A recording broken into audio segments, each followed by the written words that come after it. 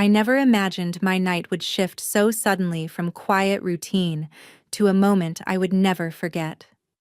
My name is Jenna, and tonight, everything I thought I had moved past showed up right at my apartment door.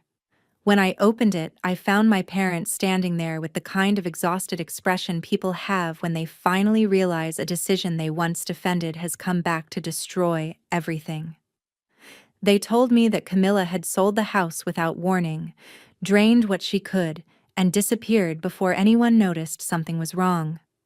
I stayed exactly where I was blocking the doorway, because the memory of them pushing me out of their lives 6 months ago cut through me the moment I saw their faces. Dad tried to speak in a calmer tone as if choosing the right words could erase what he had said that night. He claimed they had nowhere left to go, and asked if they could stay with me until they figured out what to do next. I looked straight at him and reminded him of the sentence he delivered while leaning against the doorway of my old bedroom.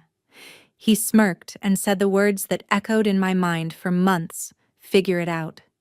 Hearing him now felt almost surreal, because the desperation in his voice was nothing like the certainty he once had when he pushed me away. I told them that 6 months was more than enough time for me to rebuild a life without their help, which meant I owed them nothing. I closed the door because I refused to let the people who discarded me return only when they needed something. If you want to know exactly what happened 6 months ago and how everything collapsed for them, stay with me and follow this story until the end. 6 months earlier, everything started with one decision my parents made that shifted the entire balance of our home long before I realized how permanent it would become. I had always tried to keep the peace in that house because tension never seemed to affect my sister Camilla the way it affected me. Yet I often believed things would eventually settle if I stayed quiet enough. That belief disappeared the moment Camilla announced she wanted my bedroom. Camilla had always been treated as though her preferences carried more weight than the reality the rest of us lived in. She had recently become fascinated with creating online content and claimed she needed a bigger room to film store equipment and experiment with whatever new project she believed could launch her into a different lifestyle. She stood in the kitchen explaining this grand vision to my parents with enough confidence to make it sound like a necessity. Mom reacted before I even processed what was happening, nodding as though Camilla's request had been discussed for weeks rather than seconds. Dad followed with a brief comment about how it made sense for someone working towards something bigger to have more space. Neither of them looked at me while saying it, and neither questioned what moving me out of that room would mean for me. I froze for a moment, unsure whether they were expecting me to understand or simply comply without question. Mom told me to pack my things by the end of the day because Camilla needed to move her lights in before the weekend. I stared at her, waiting for someone to acknowledge that I did not have another room or even a corner in the house that belonged to me. My voice felt small when I asked Dad where he expected me to sleep, but he responded with the same expression he used when dismissing anything he did not feel like dealing with. He glanced toward the hallway and said the exact words that stayed with me longer than any argument we ever had: "Figure it out." There was no discussion after that sentence because conversation required willingness from both sides, and my parents had already made it clear that my needs were not part of their decision. I walked back to my room with my chest tight in a way that made breathing feel like a task rather than something natural. I folded my clothes without knowing where they would end up, moved boxes that barely closed, and kept trying to convince myself that this might only last a few days. Deep down, I knew it would not. Camilla entered while I was still packing and reminded me to disconnect my chargers from the wall because she wanted to rearrange the outlets for her equipment. She said it casually, almost cheerfully, as though she had not taken the only space where I ever felt stable. I did not respond because I knew anything I said would be met with the same tone she always used when she believed she deserved something more than I did.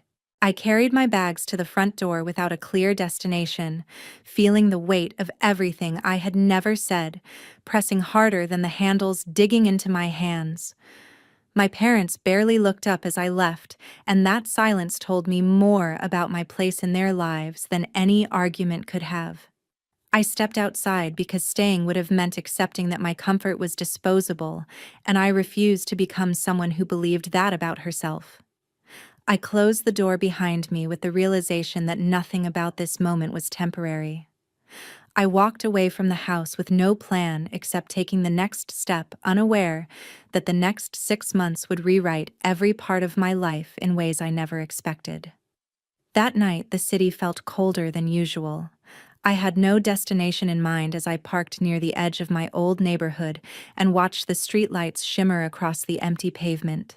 For a while, I simply sat there without moving because the thought of driving anywhere else felt pointless, while the silence in my chest kept expanding in ways I could not manage.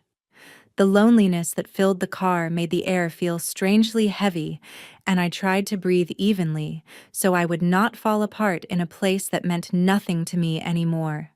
Everything around me looked familiar, yet distant enough to remind me that I had nowhere to go in that moment, and the realization left an ache that settled deeper with every passing minute.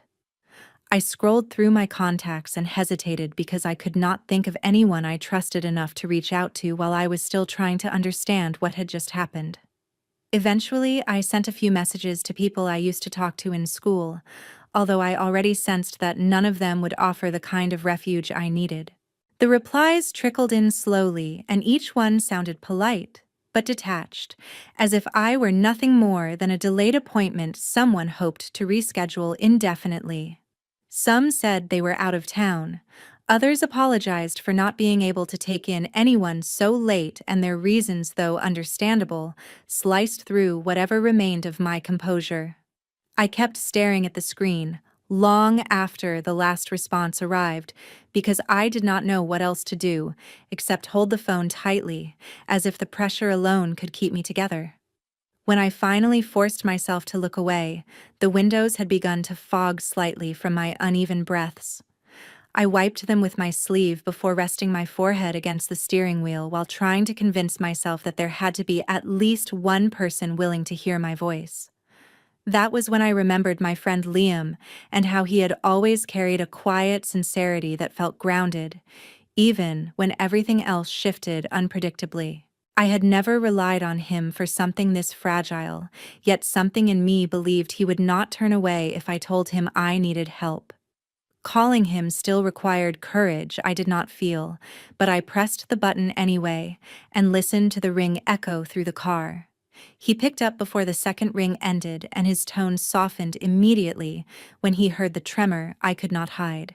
15 minutes later, he parked beside me and stepped out without hesitation. He did not question why I was there or what had unfolded earlier. Instead, he opened the passenger door and waited patiently until I felt steady enough to move. His presence carried the kind of calm that made my thoughts slow down just enough for me to breathe without forcing it. When we reached his apartment, he adjusted the thermostat and handed me a blanket, before telling me that I could stay for as long as I needed. I thanked him quietly and tried to rest on the couch, although my mind kept replaying the feeling of standing alone when I should have been able to depend on the people who were supposed to care for me. The sense of abandonment lingered beneath every attempt to close my eyes, and even though the apartment felt safe, it did not erase the sting left behind. Liam noticed the tension in my posture and encouraged me to take things one step at a time, so the weight of the moment would not overwhelm me completely. He suggested I find temporary work first so I could regain some stability while figuring out what the future should look like. His words were gentle and thoughtful enough to ease the tightness in my chest, and for the first time that night, I felt a small shift inside me that hinted at the possibility of rebuilding something of my own. 3 weeks later, my life was calmer but far from settled. I had grown more accustomed to the routine I created for myself and felt the early signs of stability beginning to form, even if each day still carried a faint reminder of everything I had lost. The part-time job I found allowed me to contribute to the shared expenses at Liam's apartment, and that responsibility helped me regain a sense of dignity I had been afraid I might never feel again. There was something grounding about knowing I could carry my own weight and although my hours were modest, the work made me feel present in my own life in a way I had not experienced for a long time. The atmosphere in the apartment had shifted during those weeks because I no longer felt like a visitor waiting for the moment I would overstay my welcome. I helped with groceries and cleaned the shared spaces after returning from work because contributing made me feel connected to the space rather than merely sheltered by it. Liam noticed the change and often encouraged me to rest more, yet I preferred keeping my hands busy because the stillness sometimes allowed my thoughts to drift toward memories I was not ready to confront. One evening, after a long shift, I sat on the couch while checking my email and noticed a subject line that made my stomach drop. The message came from the bank associated with the old family account I once had access to, and it contained a warning about unusual activity that required immediate verification. My hands tensed as I opened the details because I had not used that account since the night everything fell apart, and I could not imagine why any new transactions would appear. Several charges stood out immediately, including the creation of credit lines tied to Dad's name, although the electronic signatures looked inconsistent and strangely rushed. I showed the message to Liam, and the two of us spent nearly an hour reviewing every document the bank attached. His calm reasoning helped me slow down enough to analyze each detail rather than panic at the sight of unfamiliar charges. The inconsistencies became clearer with every file we compared, and something about the formatting suggested that whoever authorized those accounts had either ignored standard procedures or tried to move quickly before anyone noticed. A heaviness settled in my chest as I scrolled through the pages because the situation felt deliberate instead of accidental. Liam suggested we document everything so I could address it properly once I understood the legal framework behind these kinds of transactions. The next day, I visited the community library after work and found a quiet corner near the back where I could concentrate.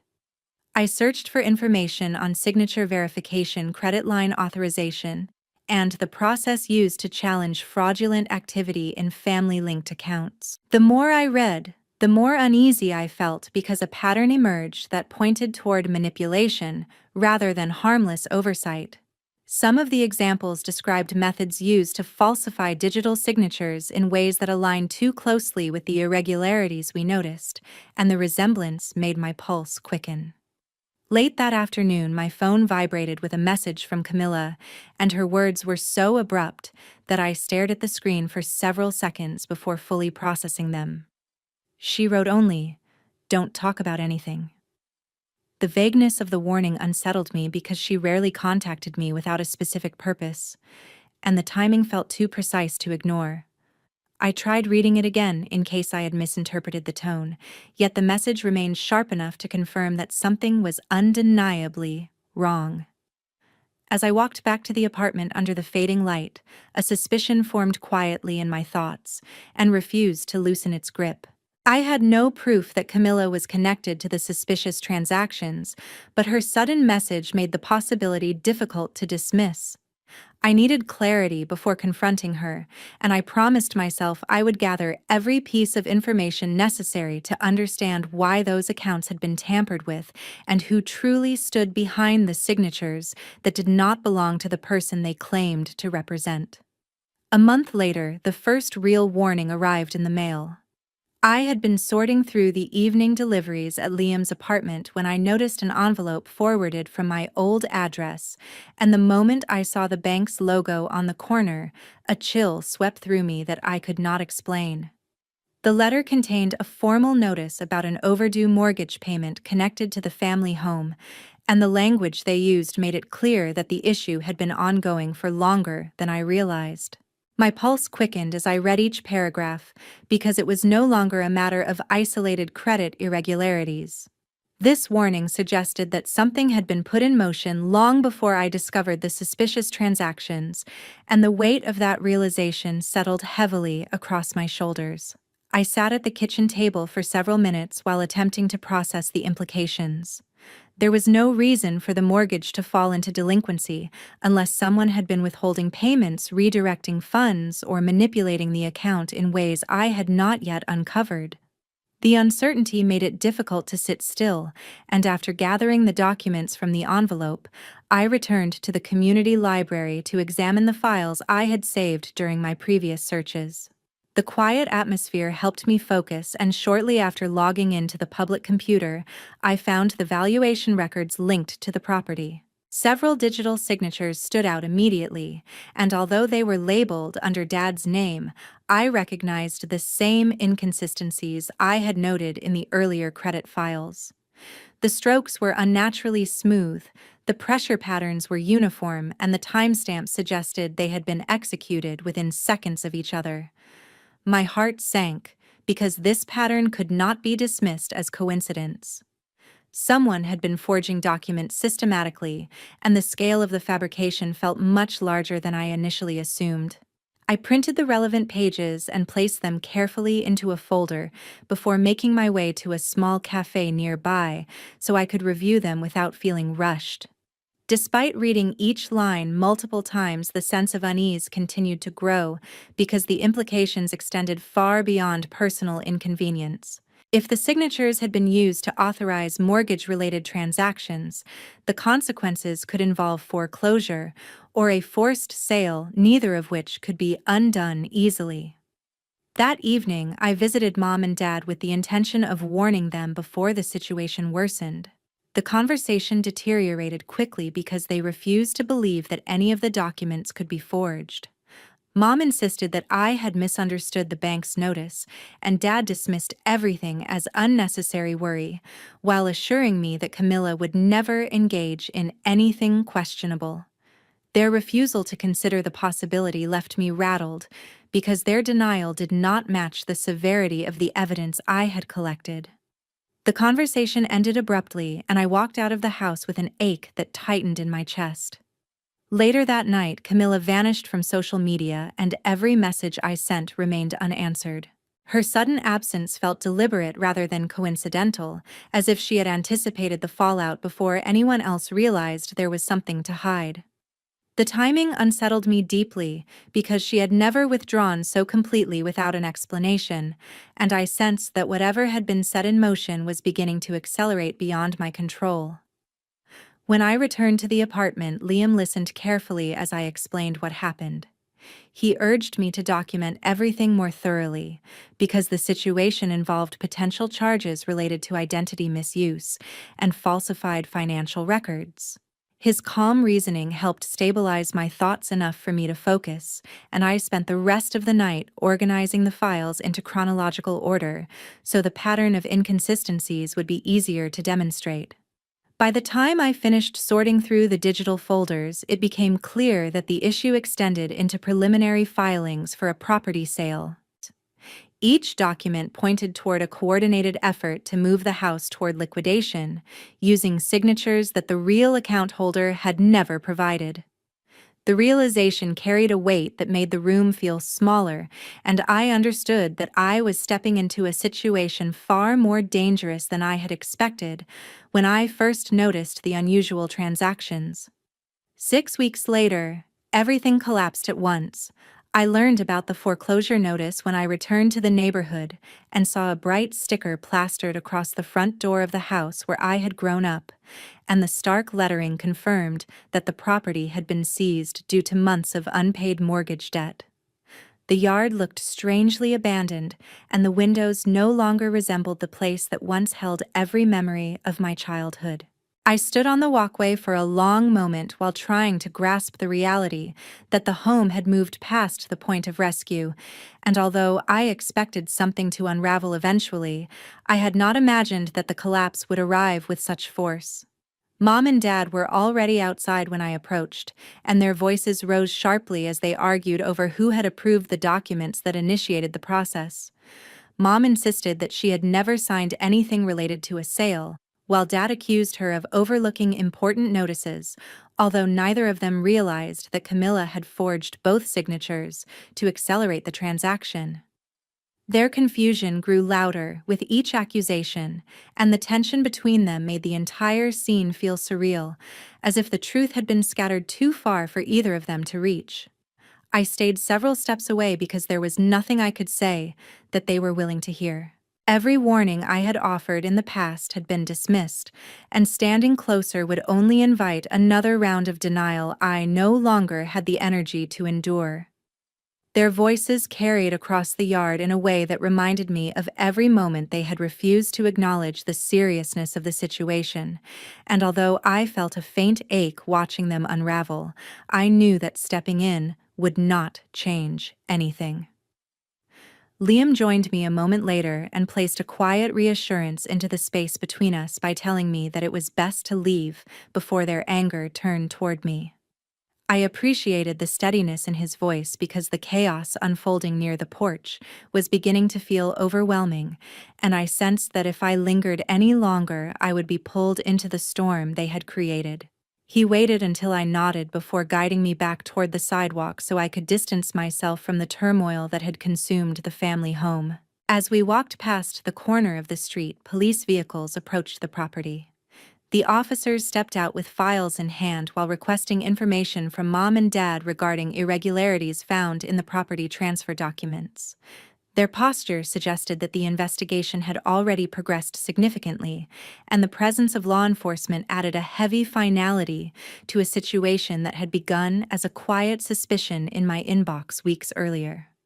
I felt a weight settle across my chest as I watched from a distance because the reality of what had been set in motion could no longer be softened by denial or excuses. Mom called out my name once she noticed me standing farther down the street, and Dad followed her gaze with a frantic expression that revealed more fear than anger. I turned away because I understood that any attempt to involve me at this stage would only drag me deeper into consequences I had fought tirelessly to prevent. They had ignored every warning I brought to them, and I realized that stepping back was the only way to protect myself from the fallout they now had to confront. Liam remained beside me as we continued down the sidewalk, and I kept my focus forward so I would not be tempted to turn back.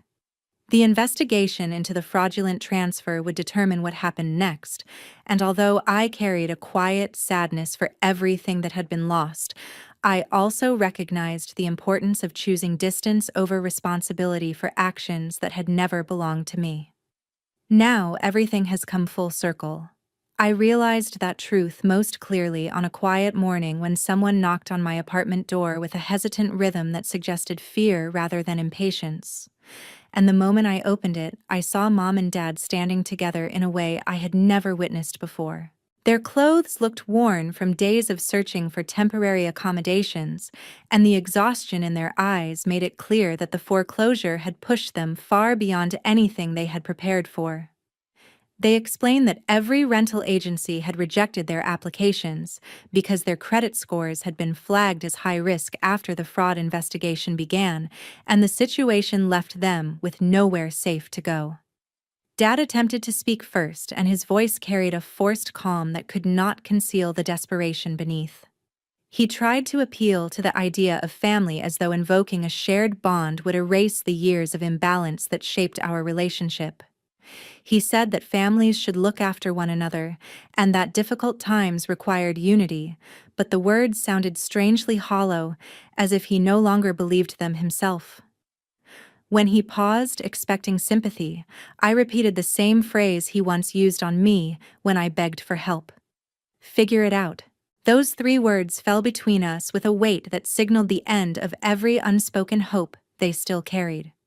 Silence stretched across the hallway, and their expressions changed from pleading to disbelief. Although part of me understood the pain behind their eyes, I also knew that opening the door any wider would invite the return of patterns that had harmed me for years. I steadied my breath before closing the door because the decision felt like the only way to protect the progress I had made since leaving the house that had shaped so much of my past. The soft click of the lock seemed to echo longer than expected, but the sense of clarity that followed helped me remain steady. Later that afternoon, I learned through neighbors that Mom and Dad had visited the local police station for guidance. Officers directed them toward a shelter that specialized in supporting individuals facing sudden displacement, and although the thought of them staying there stirred a quiet ache in me, I also recognized that every choice they made had carried consequences they refused to face, until the weight of those decisions collapsed beneath them. The shelter offered temporary stability, and it was the safest option available while the investigation continued. Meanwhile, Camilla became an official subject of inquiry for her involvement in the forged documents.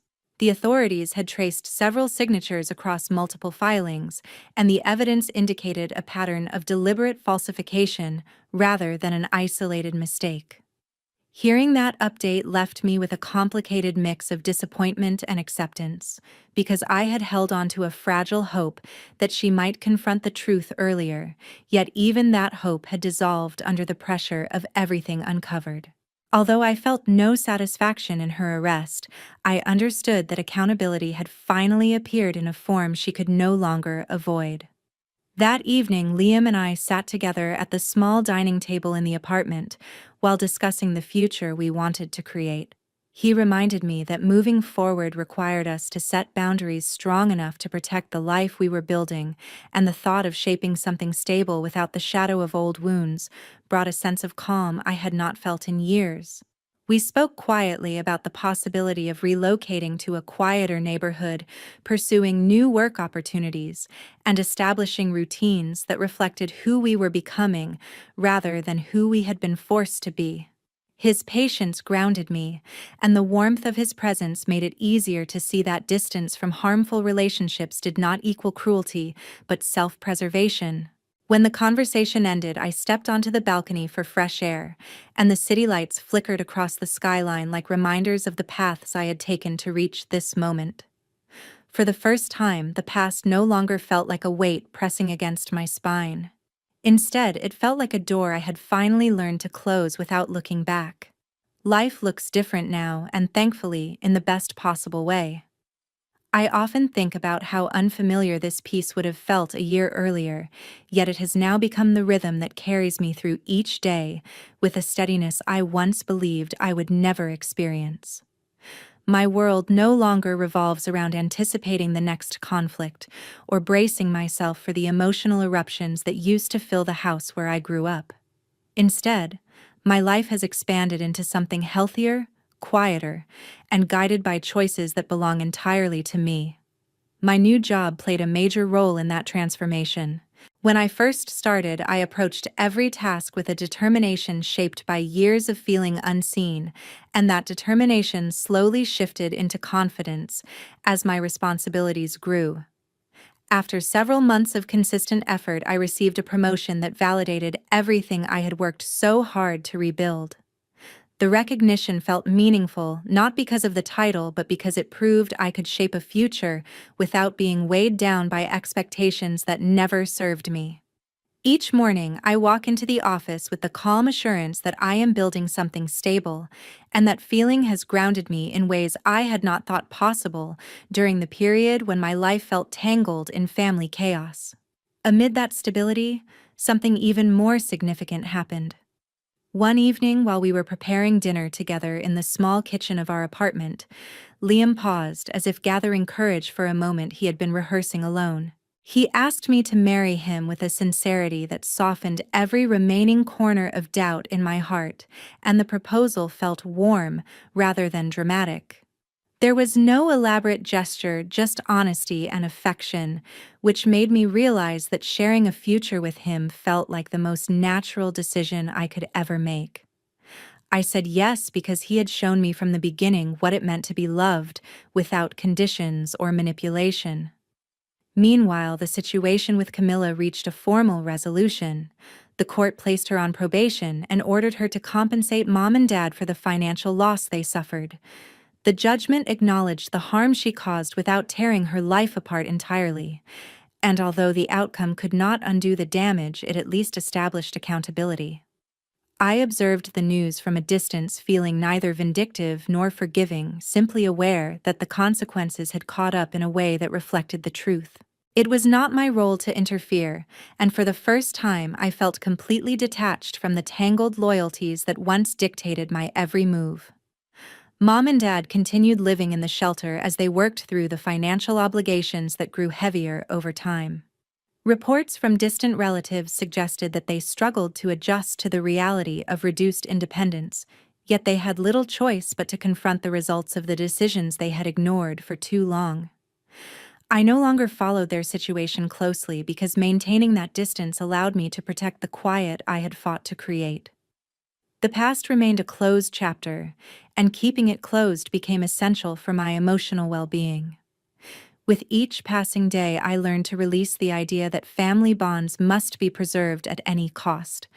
I chose instead to keep only the people who offered kindness, understanding, and sincerity, and the absence of chaos allowed those connections to flourish. I no longer felt guilty for drawing boundaries, and the freedom that followed became one of the most valuable parts of my new life.